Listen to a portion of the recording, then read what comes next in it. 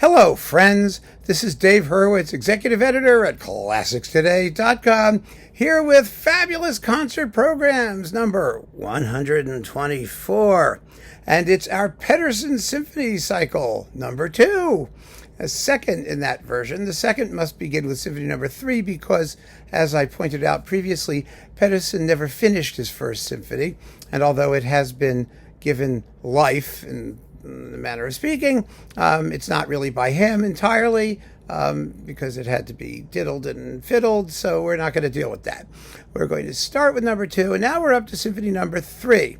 Now, Symphony number 3 is very, very interesting in Pettersson's output because it's in 4 normal symphonic movements. I mean, they run into each other, they don't end where you think they should always, but yes, it has 4 movements. Otherwise, it's quite similar to his other symphonies in the sense that it consists of a conflict between music of great angst and anguish and intensity and more lyrical interludes.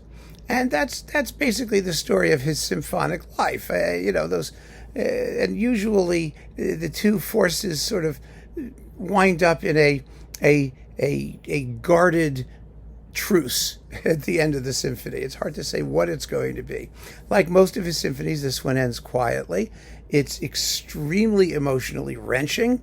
I like the Third Symphony, though. I think it's interesting because you hear in this symphony Pettersson trying to come to grips, first of all, with standard forms, but also find his own voice, his own way of expressing his music through those forms.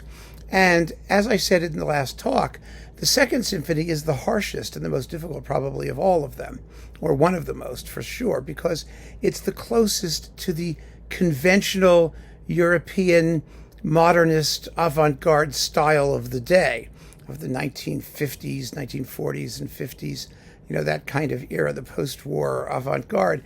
Whereas, in the Third Symphony, he's starting to find his own path. And that path required him to be able to write music of great tonal beauty and lyrical beauty, as well as the harsher, more dissonant, crazy stuff.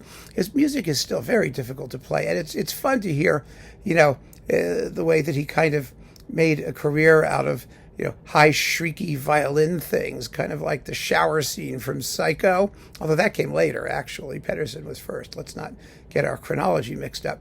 But, there's a lot of screamy violin writing and very sardonic woodwind writing and crashing and bashing from the percussion. Oh, I love this stuff. It's wonderful. And the Third Symphony, I think, it would come as a surprise for people who think that all of his music is like uniformly dark and miserable and difficult. Actually, the ending of the Fourth is kind of sardonic, almost humorous in some ways. So, the emotional range is there. I mean, there's never ha-ha humor, but there is a certain like I said, sardonic or ironic character to the music, similar to Mahler's irony in some respects. And that's the first half. You have to put this piece alone on the first half because it gives you the illusion that it's going to be a normal symphony, but of course it's Pettersson, so it goes its own way. And by the time it's over, everyone's going to be nice and tired and ready for intermission. And for the fabulous second half, which continues our theme of don't worry about trying to find some sort of weird philosophical or conceptual uniformity in the program, just pick great music and play the damn music and let people enjoy the music. And we're going to end with a concerto like we did before, but before that, let's do some Sibelius because we're in Scandinavia with Pettersson, and let's do the Karelia suite. I've played that a few times. Oh my God, it's beautiful. It's fun. It's beyond tuneful. There's nothing but delight in the Karelia suite. Da da dum bum bum ba da dum bum bum ba da dum bum bum ba. That's the first movement, and the second movement is the ballad. So there's that, and then the finale. Da da da da da da da da ba ba ba ba ba da boo boo. Oh, it's just unbelievably fun, incredibly fun and juicy. And then to conclude with a bang, to get the audience on its feet, the Ravel Concerto in G major. I love it. It begins with a whip crack. It's terrific. It's a real masterpiece and a joy to hear.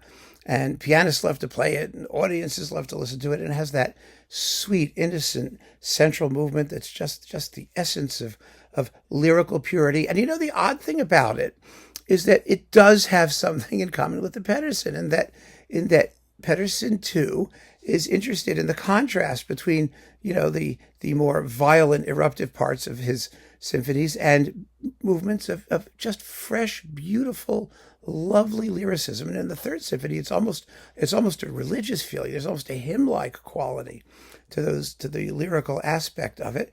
And so, it's not that you deliberately are trying to find one thing that goes with the other thing. It's not necessary. What happens is that great works often express similar feelings in their own individual ways. And so they work together because the music is great. And greatness tends to marry well with greatness. So keep on listening, friends. Thanks for joining me, and give this a shot at home because you're never going to hear it live. I guarantee it. Take care.